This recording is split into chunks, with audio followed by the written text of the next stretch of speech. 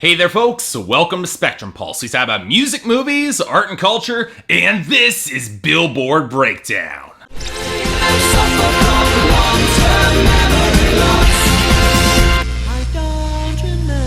Don't be deceived by this week. I mean, those are the words that were running through my head across this week. Yes, the initial sense of relief just flooded through me. Yes, no more Drake and Future songs to cover. Yes, we actually got more returning songs and new weeks on a relatively short week. And hell, a song from one of my favorite albums of 2015 came back to the charts. But the more I looked over the Hot 100, the more I got the feeling that the current rising stars aren't exactly on the good side. And we could be in for a world of problems across the rest of the fall if this continues. But you know what? Maybe I'm just getting paranoid. So let's focus on our top 10 instead. As expected, The Hills by The Weeknd is holding on to the #1 spot, most thanks to topping airplay and strong streaming, even though sales and radio starting to slow down a little there. I do expect it to hold on at least a few more weeks until maybe after Halloween, because while Hotline Bling by Drake is a real threat rising up to #2 thanks to topping streaming and sales, it's still working its way up airplay, and The Weeknd might just have enough of a lead there to hold on a little longer. Seems to have held off What Do You Mean by Justin Bieber down to #3, which did gain airplay and has solid sales and streaming, but it actually slipped a little bit on YouTube. Unfortunately, some of that might have to do with the unwelcome resurgence of Watch Me by Silento to #4, which somehow picked up enough sales with its YouTube to claw its way back up. Let's pray that it's temporary, but what really has the strength to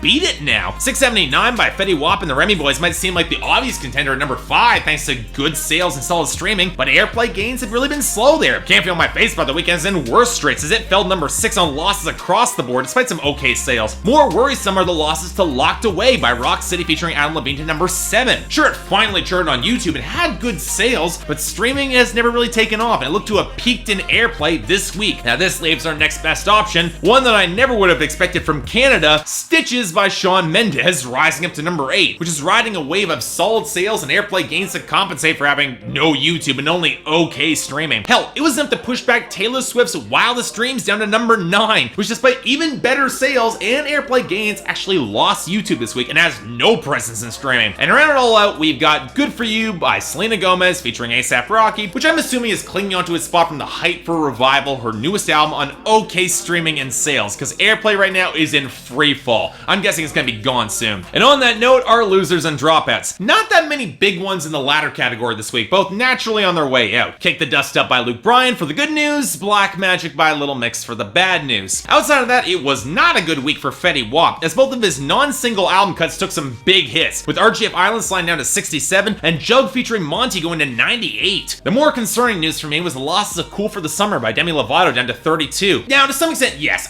this was expected, but it's no longer the summer. But in maintaining hype for her upcoming album, this isn't what you want to see. You hope the single will last on the charts just a little bit longer, and that disconcerting feeling really doesn't go away when you look at the gainers this week. Now, some of them are easy enough to expect and understand. Selena Gomez, she got hype for Revival, so no surprise, Same Old Love picked up to 38. Similar case with Chris Young, I'm Coming Over, and his upcoming album, which pushed up to 60. And Alessia Cara, she got a boost too, with the streamings giving her enough momentum to get a big boost up to 29. Outside of that, well, Powerful by Major Lazer featuring Ellie Goulding and Terrace Riley went up to 84, and Antidote by Travis Scott surged up to 51, but I don't have any more good news beyond that. Let's start with the least objectionable. Gunna by Blake Shelton rising to 85, and Die a Happy Man by Thomas Rhett rising to 69. Wow, you know, it's amazing how ripping off Thinking Out Loud can net you such success, isn't it, Thomas Rhett? But it gets worse. Come and Get Her by Ray Shremmer rise up to 78, and Blase by Ty Dolla $ign, Future, and Ray Shremmer somehow regain energy to go up to 80. And worst of all, and seemingly without anybody really noticing, White Iverson by Post Malone went up to 53, and I have to ask you all,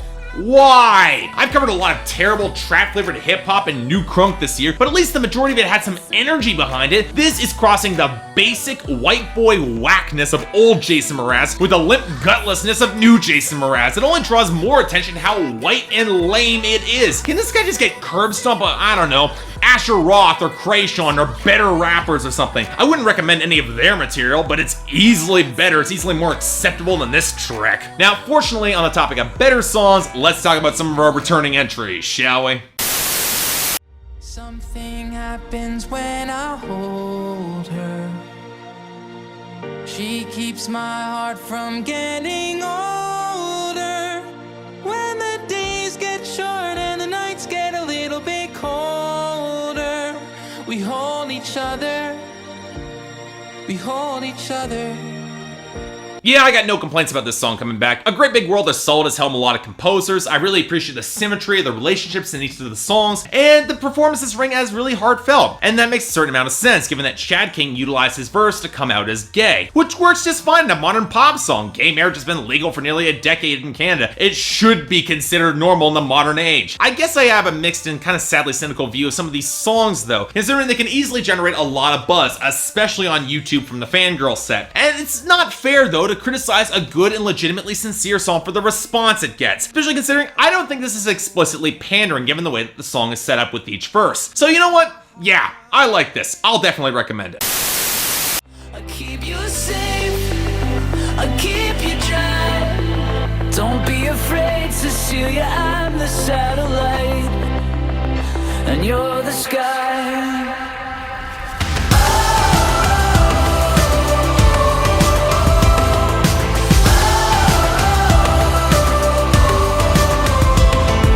You know, it seems the song comes back whenever there's space that needs to be filled in the Hot 100, and that's primarily how I view it, as a place filler. Yeah, I like the underlying piano melody and the explosive swell of that chorus, but as I said the last time that I covered this song, considering I've covered it 3 times, in Canada, these songs are kind of dime a dozen, and when we have Walk Off the Earth, James Bay, Scott Hellman, and If Monsters and Men that are actually charting real hits up here, I know when I'm looking for a track that's desperate to sell out to find a spot on mainstream indie rock radio wherever it can. And this song, that's it.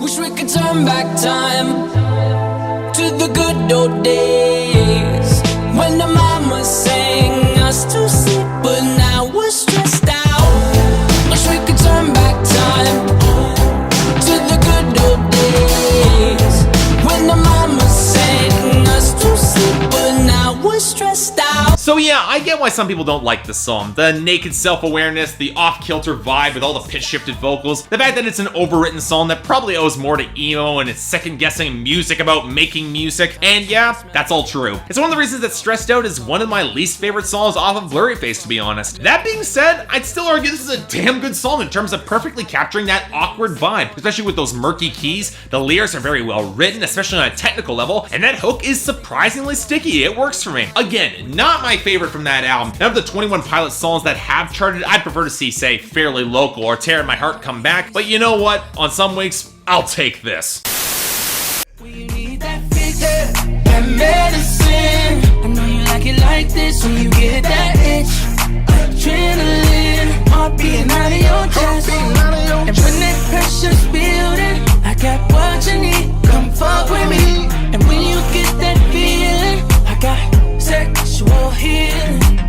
So I literally forgot this song existed until I had to cover it again here, and I'm assuming the only reason it's back is because of the video that dropped a few weeks ago. I also forgot how much it annoyed the hell out of me for stripping out a great layered melody line from Marvin Gaye's Sexual Healing and repurposing it for just another contrived hack job from Jeremih and DJ Mustard. Yeah, I know that Marvin Gaye's estate gave permission for the sample, and Charlie Puth and Meghan Trainor's track is a far greater insult to Marvin Gaye, but this strips out all the subtleties of one of the best lovemaking jams ever written and just another overly sleazy R&B tune, no matter how well some of the vocal harmonies do work. Again, this isn't exactly a terrible song, it's got a good enough foundation, but let's make this clear, it's not good either. So now on to our 3 new songs, starting with number 99, Stay a Little Longer by Brothers Osborne. Close to me, tear the t-shirts off each other, your hands all over me. I tell myself I'm not in love, but one more time is a not in love.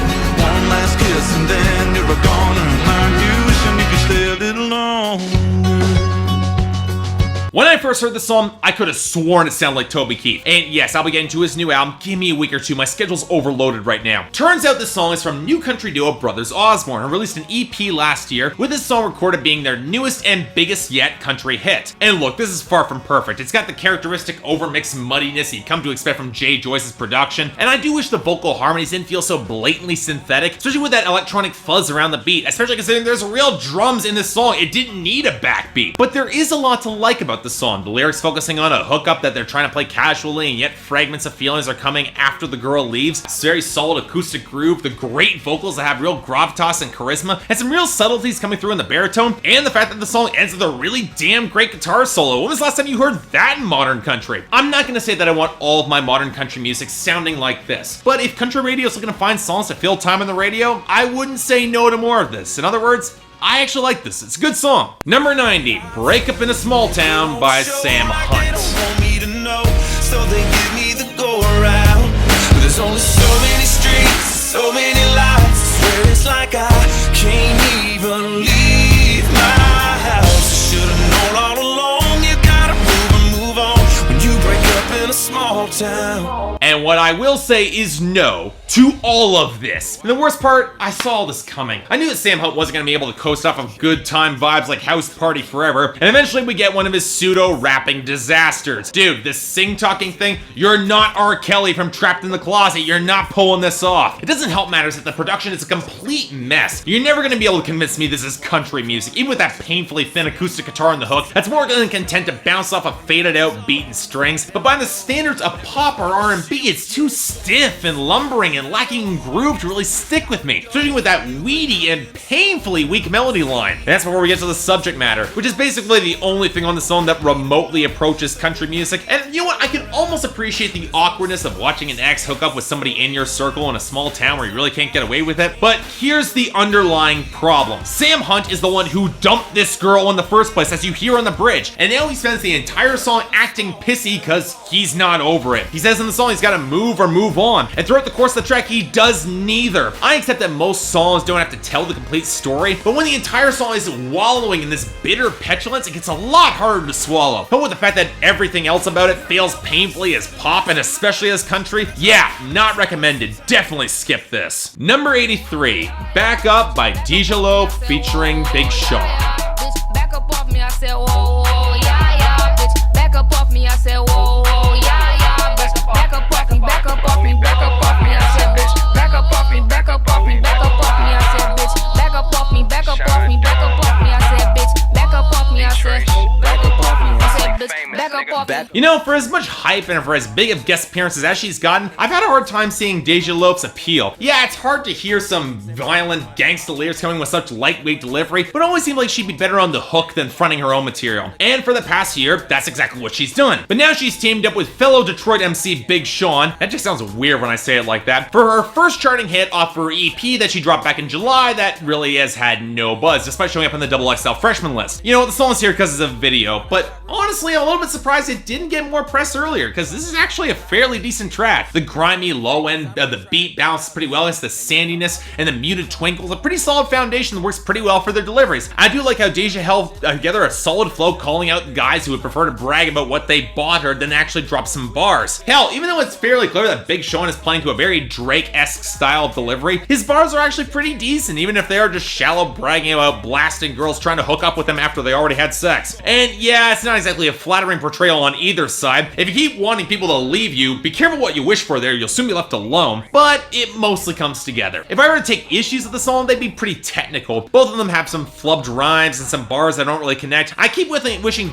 Loaf would deliver her bars with a little bit more grit and presence, but honestly, this is okay. Not a lot to complain with here. Not a bad song. So yeah, pretty short week, and a pretty easy setup for best and worst too. For the worst, Break Up in a Small Town by Sam Hunt runs away with it, with The Fix by Nelly and Jeremih sliding into dishonorable mention just for being more disappointing than anything else. And as for best, we don't exactly have the greatest of contenders here, but I'm giving it to Hold Each Other by A Great Big World featuring Futuristic, honorable mention going to Stay a Little Longer by Brothers Osborne. Though I got some worries about some coming weeks though, overall, this wasn't that bad. Let's hope for more like this. Until then, I'm Mark, you're watching Spectacles, and I'll see you next time.